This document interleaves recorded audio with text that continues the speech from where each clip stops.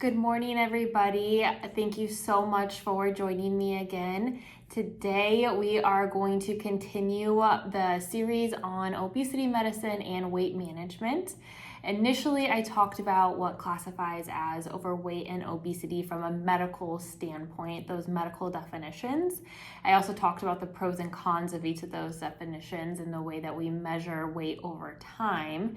In the second video, I talked about why it's so hard to lose weight and why it's not just as simple as calories in versus calories out and the exercise more and eat less. Wow, that approach just really isn't helpful or effective.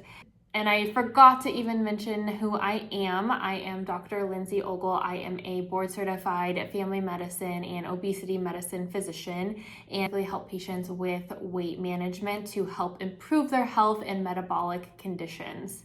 I would like to talk about my weight management principles. And so these are really important to lay the groundwork before we talk about obesity medications, obesity treatment, weight management. So my first principle of weight management is that there is not one single answer that is going to work for everybody. We are all unique humans. We have our own biology. We have our own lives and schedules. We have our own preferences and culture and traditions. We like different foods. We have different goals in our lives and with our health.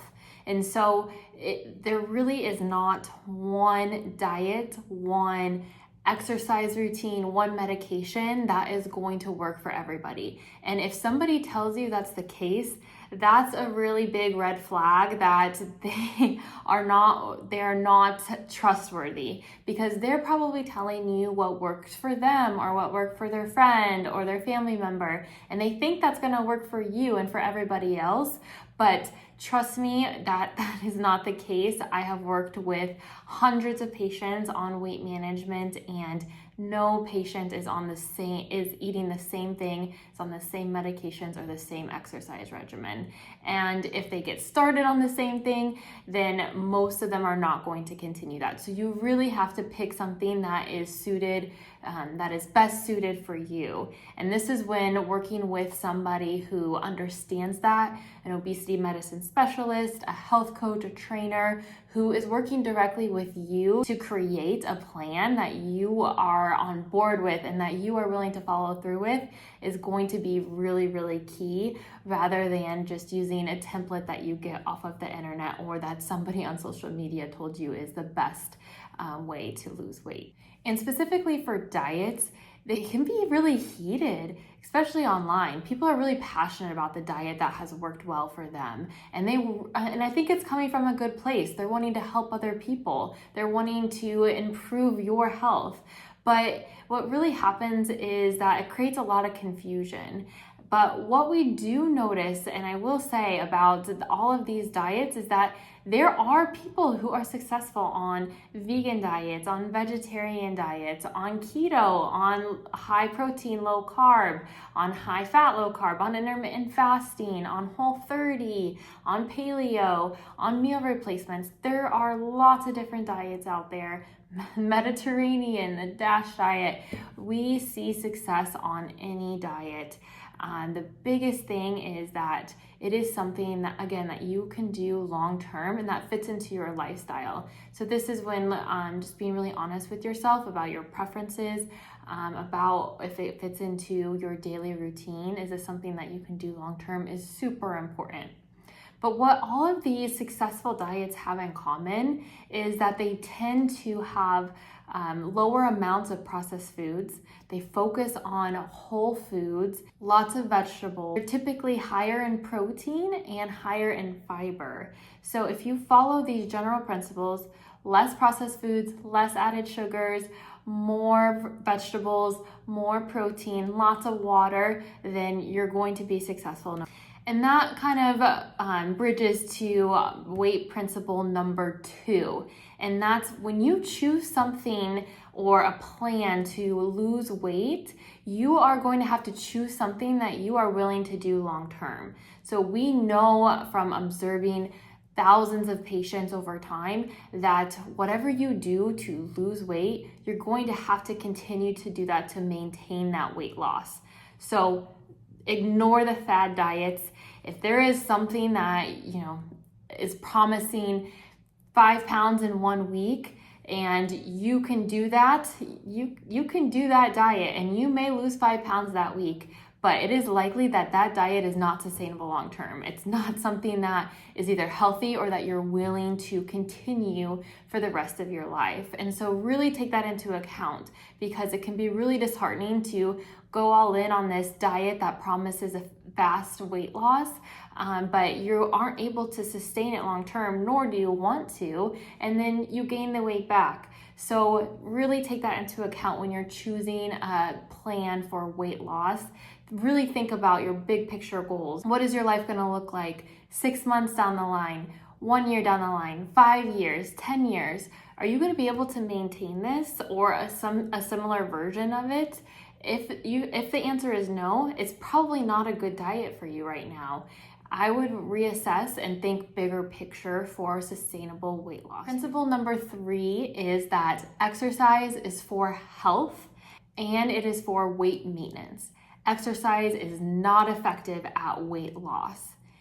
It is extremely difficult to exercise enough to offset a bad diet. There's that common saying, you can't outrun a bad diet, and it's been proven true. It takes a lot of time and energy to burn a considerable amount of calories.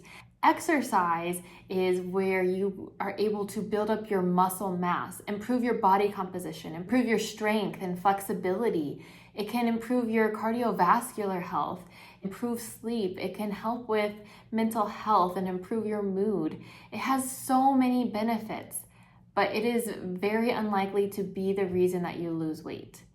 Now, it can sound strange coming from a family and obesity medicine physician to not recommend exercise for weight loss.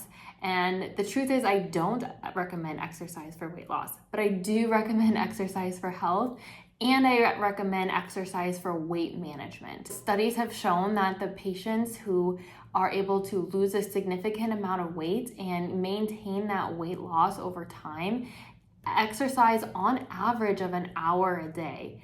And most of these people are walking during that time, but you can do any exercise that you enjoy. I will definitely have a video that specifically talks about exercise and how to build that into your routine. Weight principle number 4, you will hit plateaus, and this is normal. It's important to acknowledge that now so you don't get discouraged when this happens. And it's okay. It does not mean that anything has gone wrong. You're not doing anything wrong. Your body is working the way that it's supposed to.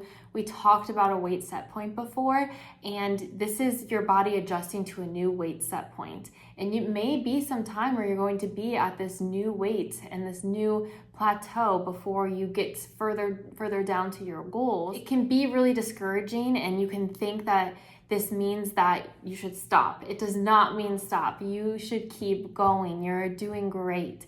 Just remember, you have made such improvements in your health so far. Don't stop now. Keep going. Even if you maintain where you are at this plateau, you are doing so much for your health, and your future self is really going to thank you for that. And number 6, love yourself now. Love your body now. Most people think that in order to change, they need to be hard on themselves, but that is not the case. This is probably what you've done for most of your life. When you haven't reached your goal, when you're not where you want to be, it's really easy to beat yourself up and put yourself down. And you think that maybe if you're mean enough to yourself, then finally you're going to change. But I promise you that's not the case. When you are able to look at yourself and love yourself and say, I want the best for you, and I am going to do these things that I know are healthy for you and I know are going to help you, then that is when things change. You can think about if you were to look at yourself when you were 5 years old, how would you talk to yourself then? Would you put that person down? Would you put that version of yourself down because they weren't at their goal yet? No, you encourage them. You love them. You tell them to keep going, to keep trying, and that you will have their back no matter what. And that is how you need to talk to yourself now to truly get to the healthy place that you want to be at. I really, really believe in this. And if this is something that you're needing help with, this is when you can talk with a mental health professional, a therapist, a counselor, or a coach. Surround yourself with positive people.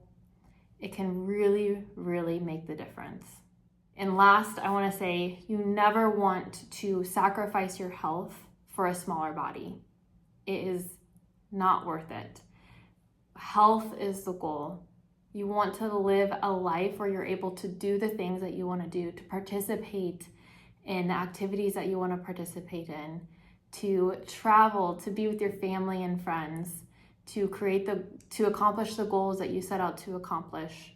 You're not going to be able to do that if you restrict so much you don't have the energy to.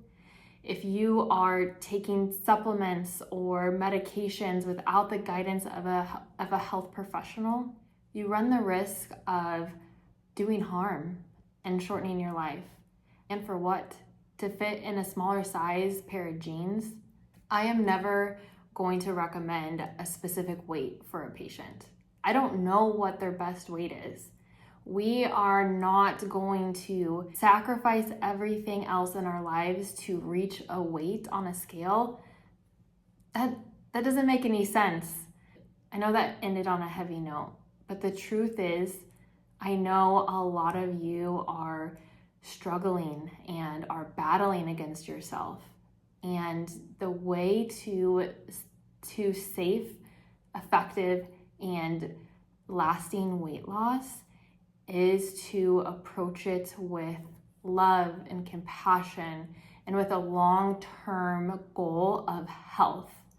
And you can do that with the guidance with a healthcare professional who really has an understanding of obesity management and the interplay between what's happening in the body, what's happening in the mind, and combining those things to create a plan that will be sustainable and effective for you. So if this is something that you're interested in exploring, as always, please like and subscribe to this video and check out the link below and join my waitlist for the August class where we are going to work together and we're going to create health goals from a compassionate place with health as the focus. And we are going to do so in a great community, and you're going to get more interaction with me, and I really look forward to it. So thank you so much for listening, and I will talk to you next week. Take care.